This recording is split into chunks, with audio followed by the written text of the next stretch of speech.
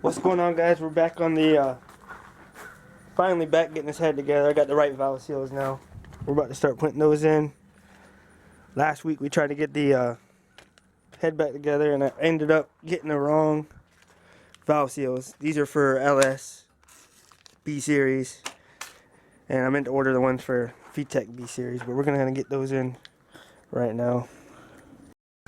And all you want to do to get those on is set them on the valve guide. You just want to take a 10mm socket and tap it in like that. Not too hard, but just to where they lock onto the valve guide. So we're going to go ahead and get all the exhaust ones on and all the intake ones on, and I'll pick the camera back up and we'll go from there.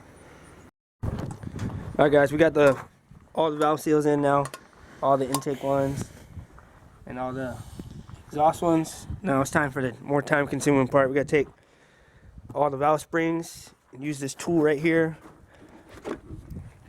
and what this does is gets the it compresses the spring over the one side will clamp the spring right here, and the other side will hold the valve in the back, and you just got to tighten it down until the spring compresses enough that way you can slide the keepers in, and then you just release it. So that's going to take a little bit of time to do. We're going to start on that right now. I might do a time lapse, might not, we'll see. But we're gonna go ahead and get that done.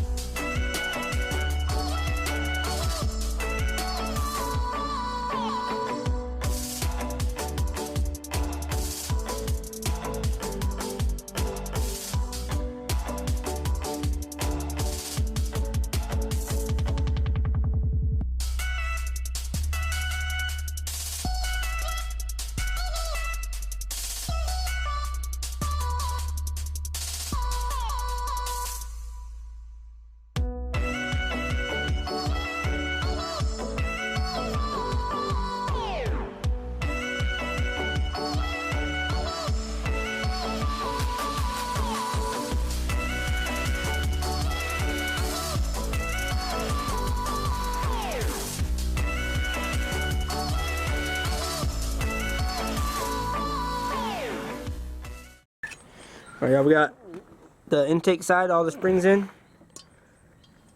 Now we're going to get started on the exhaust side. It's not taking as long as we thought it was going to take. It's actually going pretty quick. So let's get this other side in. For you to say you're not doing that. You the engine builder. Alright guys, we got all the valve springs in on both sides. Now we got to get the stock OEM lost motion back in, because I'm going back to the OEM version instead of the aftermarket ones. I have the new rockers and everything. They've been soaking in oil for about a week, so it should be good. I gotta take all these out. These are the stock lost motions right here. That's like the hydraulic version, and that's what you're supposed to use with those cams.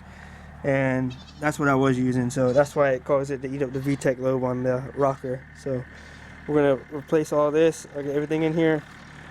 We gotta slide these bars back in that I got back here. Let's see. Those bars right there. And yeah, we just gotta put that in order. So we're gonna go ahead and get that done. I gotta take all these out and wipe them off before we put them in the head, so we don't make a mess. And that'll be that. Brandon. All right, guys, I got all the rockers in, the new rockers, and the OEM style hydraulic lost motion. I got the VTEC solenoid back on. I didn't pick up the camera because it's getting dark, so we ain't got much time. Now all we gotta do is get this intake manifold on. I need to clean this intake manifold up a little bit. I might go to the store and buy a new gasket. I'm not sure, because I did try to replace it, use one before, and it did leak out the coolant spot. But that's all we got left. So we just gotta do that, and then get the block cleaned up, and then we can start getting this head bolted back down to the block. This might be a two-part video, so I might continue this tomorrow if we run out of time, out of daylight. We do have lights in here, but I'd rather work in the daylight. So I'm gonna go get as far as I can. If this is a two-part video, I'll just continue back tomorrow. I ain't gonna just make it one part, because we can get this finished up tomorrow. So we're gonna go ahead and do that. If you haven't hit that subscribe button yet, hit that subscribe button and like the video and share it. And let's get started and see what we can get done for the rest of the day. Alright, guys, we went ahead and got the intake manifold on. We did end up just using that same gasket. If it does end up leaking, I'll just take the intake manifold off once the head's on the car. Right now we're getting the block cleaned off. We're wiping all the surface down, and I gotta make sure all these are driven back down, because they do come loose whenever you loosen the head. So we're gonna get these all snug back down, and then we will get the head on. I gotta run inside the house and get the head gasket, so we'll do that. Yeah, I forgot. Alright, guys, we did decide to put the head on today and go forward. We're just gonna finish tonight. We got the block surface all clean. We got the pistons all clean. These are the CP 11.5 compression pistons, and the block does have eagle rods. We got the block clean, and then we got the head surface over here all prepped and clean. We are using a Pro Seal head gasket. Best head gasket you can use, in my opinion. And when you do torque the head down, you want to make sure you do use the ARP fastener assembly lube, so you get a precise torque measurement. And we're going to throw the head on here, and we're going to get the head on right now. Make sure nothing drips from the head gasket.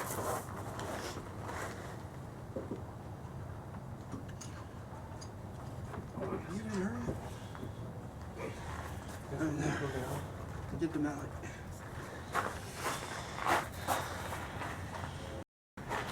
Alright, guys, we got the head on. It's on the car. We're about to start torquing it down right now. And then that's going to be all we're going to do for the night. It's getting kind of late, and I'm ready to eat. So we're going to torque the head down. I think you want to go, what, 25? 60, 80? Final torque is going to be 80 pounds, because it is just a standard ARP studs. And then tomorrow we will get the cams and finish and hopefully start up tomorrow. So that's it.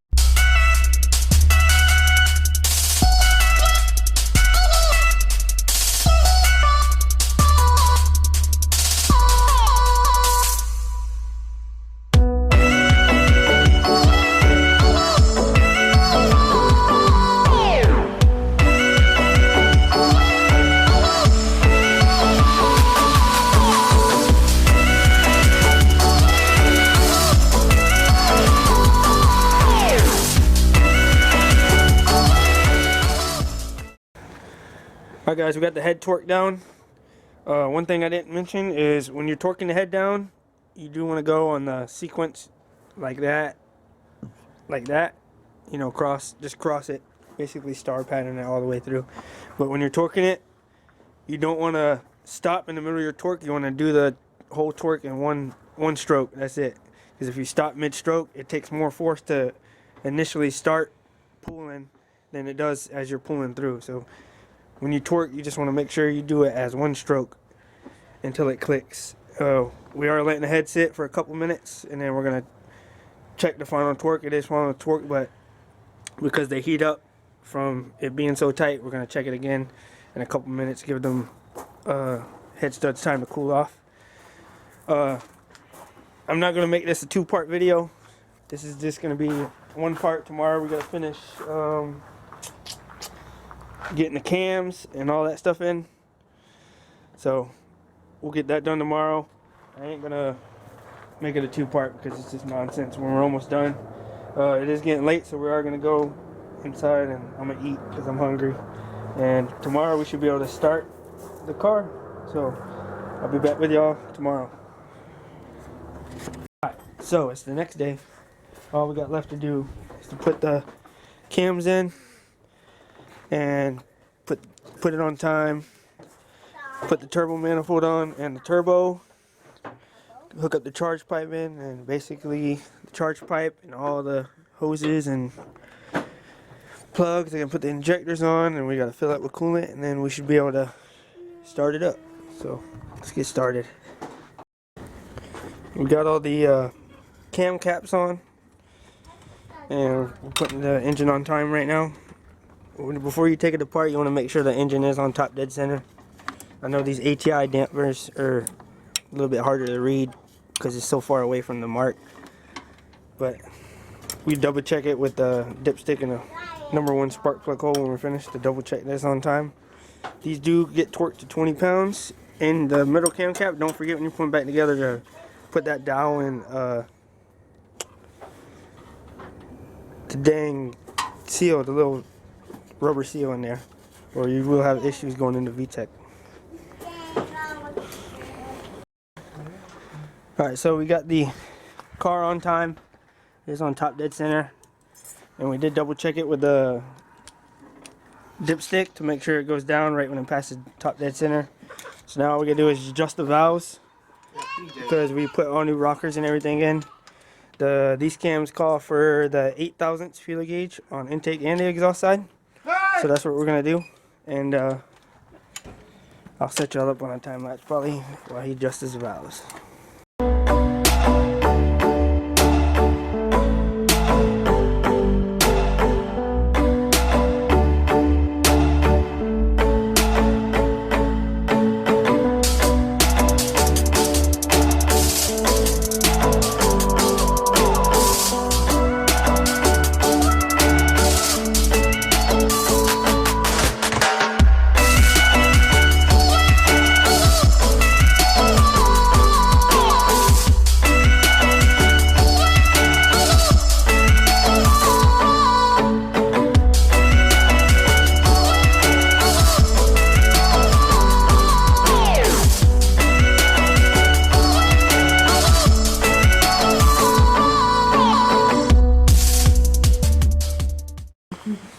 We got the valve cover back on. We had the valve adjusted already, so all that's left is basically to put the distributor back on, the fuel rail, connect the charge pipe in, the oil lines, and put the turbo manifold on. So right now I'm about to stick the injectors back into the fuel rail so I can stick down the car. These are Bosch 2200s. Hold on, dude. And then I can just bolt this right on the car. So I'm gonna do that right now, and we are getting close to being able to start it up. Hey, fine. All right, guys, we got everything back together besides the turbo and manifold. So everything's hooked up, everything ready to go. We're getting real close to being done. All I gotta do is put the turbo manifold on and the turbo, connect the charge pipe, connect this line to the turbo, and hook up the boost by gear lines to the wastegate, and run the air lines off the valve cover to the catch can, which I got put back over there. So we're gonna get that done. It won't take me but a second to get the manifold and turbo on, hopefully. So we'll go ahead and do that now. We did that. Alright guys, we are officially done. Not see shit. Everything's Just, hooked back came up. and then I hit a little- We got and it everything rained. connected. So it was like I could Everything's see ran. in front of me. I hit a pothole. I'm currently Big putting some pothole, and coolant in the car. Or this is water. We already put about half a jug full of coolant in. So we're just gonna pour this in. And we're gonna keep this thing on here while it runs so we can get all the air out of the system. But once this full, once the radiator fills up, we can get water in there, we can start it up. So here in the next few minutes we're gonna do a startup. And as you can see, it's sucking down some water. Should be about full though. But we're about to try startup. Alright guys, it is time for the startup. We gotta turn the key on. Good.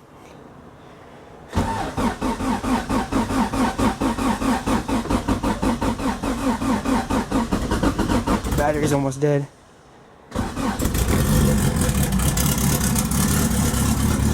Alright.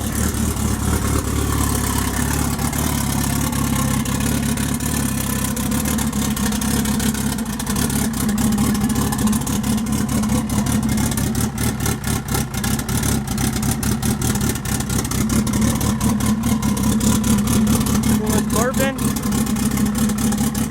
Everything looks good. Nothing leaking.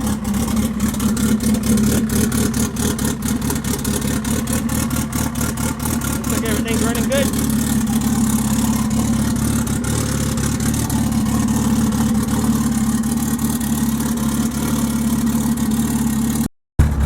Alright guys, everything seems to be running fine.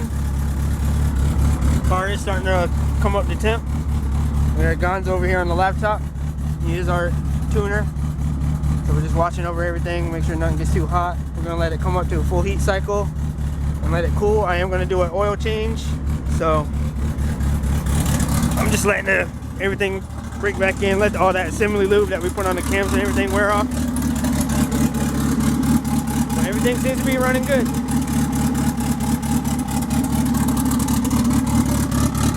Back up and running in the street in no time. Hopefully this weekend.